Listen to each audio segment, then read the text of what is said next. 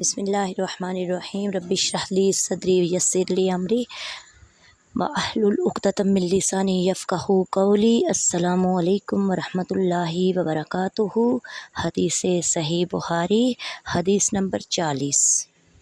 حضرت ابو ہریرہ رضی اللہ تعالیٰ عنہ سے روایت ہے کہ رسول اللہ صلی اللہ علیہ وآلہ وسلم نے فرمایا، جو کوئی ایمان اور ثواب کی نیت سے کسی مسلمان کے جنازے کے ساتھ جائے اور نماز کے بعد تدفین کے بعد اس کے ساتھ رہے تو 2 قرات ثواب لے کر لوٹے گا، اور ایک قرات احد پہاڑ جتنا ہے۔